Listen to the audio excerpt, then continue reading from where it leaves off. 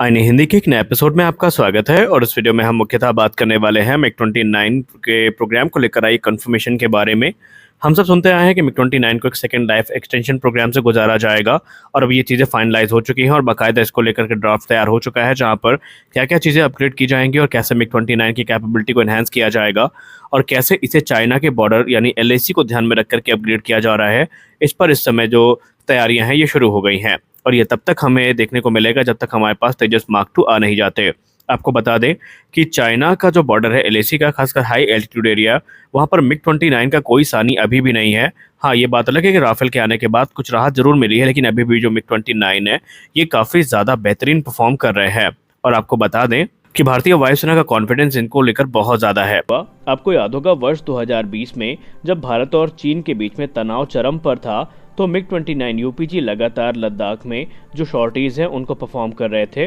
जी हाँ, लेह एयरबेस से लगातार ये उड़ान भर रहे थे और लद्दाख का जो पूरा एरिया था उसको ये कवर कर रहे थे। और ये जो फाइटर एयरक्राफ्ट है ये हाई एल्टीट्यूड में काफ़ी अच्छा परफॉर्म करता है और मिग-29 इसीलिए जाने भी जाते हैं। एक तरफ जहां दूसरे फाइटर एयरक्राफ्ट इतनी ऊंचाई पर स्ट्रगल करते हैं, तो वहीं मिग-29 यूपीजी काफ़ी आराम से इन हाइट्स पे वहां पर शॉर्टी परफॉर्म करता है और जो भी मिशन होते हैं उनको पूरा भी करता है। उसके पीछे का कारण ये है कि इतने हाई एल्टीट्यूड पे जो एयर डेंसिटी होती है वो काफ़ी कम होती है, जिसके चलते जो फाइटर एयरक्राफ्ट के इंजन हैं इनको काफ़ी दिक्कतों का सामना करना पड़ता है और ये उतना अच्छा पावर जनरेट नहीं कर पाते, जिसका मतलब ये है कि जो फाइटर एयरक्राफ्ट में पेलोड है हमें उससे कॉम्प्रोमाइज़ करना पड़ता है। एग्जाम्पल के तौर पर अगर हम चीन के J-11 की बात करें या भारत के खुद के सुखोई 30 MKI की बात करें, तो वो भी इस फेनोमेना से अछूते नहीं हैं। वो भी इसी समस्या के चलते काफ़ी कम पेलोड के साथ, यानी उनकी जो कैपेसिटी है उसके हिसाब से थोड़ा लो पेलोड के साथ वो उड़ान भरते हैं। लेकिन दूसरी तरफ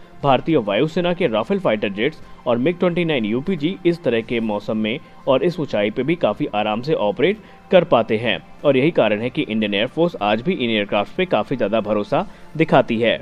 चीन के J-11 की बात करें तो उसका जो थ्रस्ट टू वेट रेशियो है वो 1 का है और वो इस प्रकार के कंडीशन में काफ़ी एक्सट्रीम चैलेंजेस को फेस करता है। वहीं इंडियन मिग-29 यूपीजी का जो थ्रस्ट टू वेट रेशियो है ये 1.11 का है और जो lower thrust to weight ratio है J-11 का, वो उसको वेपन कैरी करने की जो कैपेबिलिटी है उसमें भी कॉम्प्रोमाइज़ करने के लिए मजबूर करता है, यानी वो एयरक्राफ्ट फुल पोटेंशियल में अपने जो वेपन्स हैं उनको कैरी करने में असमर्थ हैं। और ये जो चैलेंजेस हैं ये डॉग फाइट में और भी ज़्यादा बढ़ जाते हैं, क्योंकि जब एयर टू एयर मिसाइल को डॉज करना होता है तो फाइटर जेट को एग्रेसिव मनोवर परफॉर्म करने पड़ते हैं, लेकिन ऐसी कंडीशन में ये चीज़ें भी काफ़ी ज़्यादा दूभर हो जाती हैं। अगर हम मिग-29 के RD-33 इंजन की बात करें तो ये अपने इंस्टेंटेनियस पावर जनरेशन के लिए जाने जाते हैं, जो कि इस प्रकार के चैलेंजेस से निकलने के लिए काफ़ी ज़्यादा इंपॉर्टेंट होते हैं। अगर हम सीरीज 3 RD-33 इंजन की बात करें तो इन्होंने भारत के मिग-29 की फ्लीट को काफ़ी ज़्यादा मजबूत कर दिया है और ये जो इंजन है अगले 10 वर्षों तक इसी प्रकार सर्विस देते रहेंगे।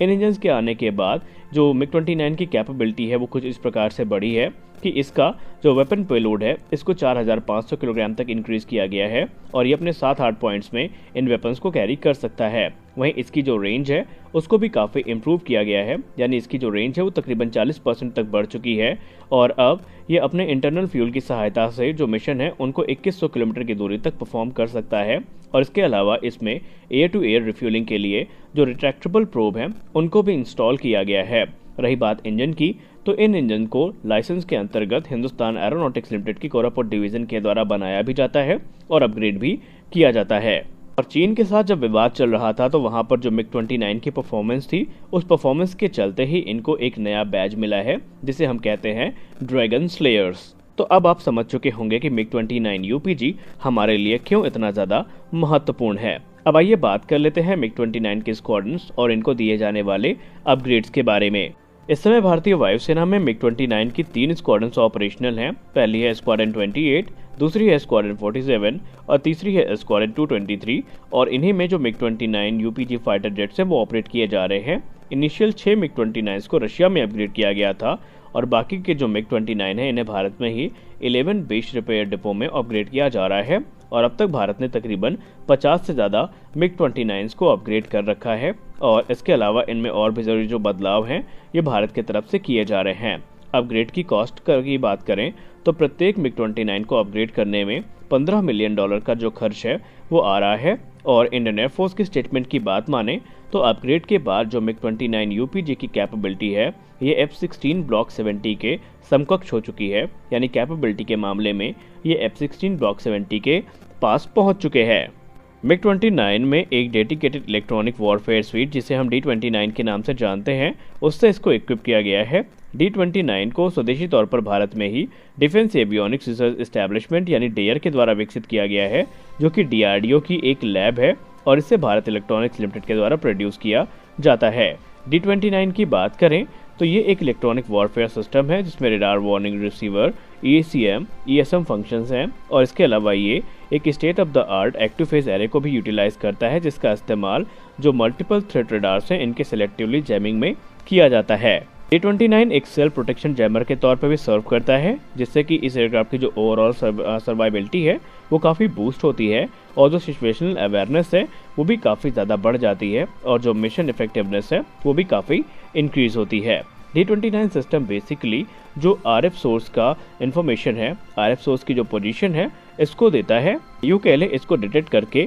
सिस्टम तक पहुंचाता है इसकी इन्फॉर्मेशन। उसके बाद ये एक appropriate DFRM based jamming technique जो कि 6 से लेकर के 18 गीगाहर्ट्ज के बीच की होती है उसको अप्लाई करता है। अगर हम इस सिस्टम की बात करें तो इसमें unified receiver excited processor, solid state transit receive unit और एक्टिव एरे यूनिट और एक कूलिंग सिस्टम को यहाँ पर कंसिस्ट करता है, जो कि इसे काफ़ी ज़्यादा कैपेबल बना देते हैं। अब अगर हम मिग 29 यूपीजी के रेडार की बात करें, मिग 29 यूपीजी अपग्रेड में एक अहम जो अपग्रेड मिला है वो इसके रेडार को मिला है, जहां पर इसमें ज़्यूक एमी रेडार इस्तेमाल किया जाता है। ज़्यूक एमी रेडार काफ़ी एडवांस फीचर्स के साथ में आता है, जैसे कि इसमें advance air to surface functions दिए गए हैं, जैसे कि मैपिंग और टेरेन फॉलोइंग। और ये जो रेडार है ये एक इम्प्रूव सिग्नल प्रोसेसिंग को फीचर करता है। इसके डिटेक्शन रेंज की बात करें तो 5 मीटर स्क्वायर RCS वाले जो टारगेट हैं उसके लिए इसकी जो डिटेक्शन रेंज है वो 120 किलोमीटर्स की है। ये एक बार में 10 टारगेट को ट्रैक कर सकता है और एयर टू एयर मोड में 4 टारगेट को अटैक भी कर सकता है। अगर हम एयर टू सरफेस मोड की बात करें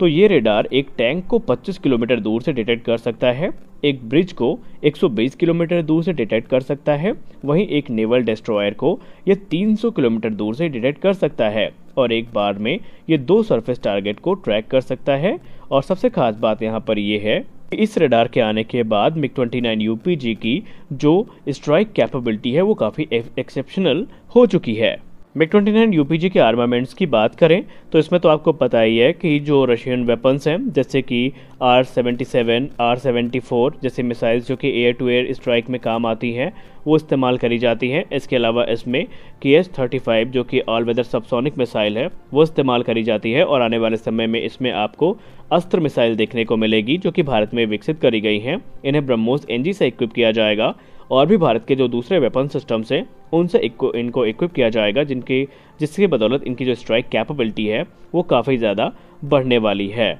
तो यहाँ पर अब आप समझ चुके होंगे कि मिग 29 यूपीजी हमारे लिए कितना ज़्यादा इंपॉर्टेंट है और भी इसमें कई सारे माइनर अपग्रेड्स किए गए हैं, जैसे कि इसके जो सेंसर्स हैं उसकी कैपेबिलिटी को इंक्रीज़ किया गया है, इसमें नया वेपन कंट्रोल सिस्टम इंट्रोड्यूस किया गया है, नए एवियोनिक्स इसमें इंट्रोड्यूस किए गए हैं, इसके जो लेज़र गाइडेड PGM कैपेबिलिटी है उसको इन्हांस किया गया है और भी कई सारी चीज़ें हैं जो कि इसमें शामिल करी गई हैं और इनके बाद ओवरऑल इनकी जो परफॉर्मेंस है वो काफ़ी ज़्यादा बढ़ चुकी है और यही कारण है कि इंडियन एयरफोर्स इन पे काफ़ी ज़्यादा जो विश्वास है वो दिखा रही है। तो आज के इस वीडियो में बस इतना ही, मिलते हैं अगले वीडियो में कुछ और अपडेट्स के साथ, तब तक के लिए जय हिंद।